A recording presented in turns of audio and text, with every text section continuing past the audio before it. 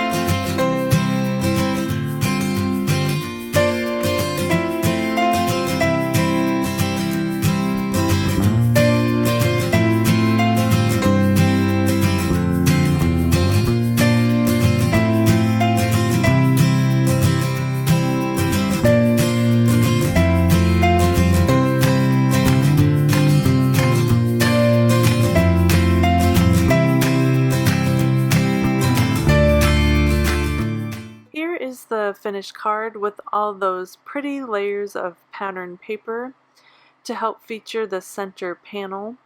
I just love how the flowers pop with just some simple Copic coloring, and it's just a lovely all-around card that you could use for any occasion just by switching up the sentiment, but it's perfect for a wedding or an anniversary card as is.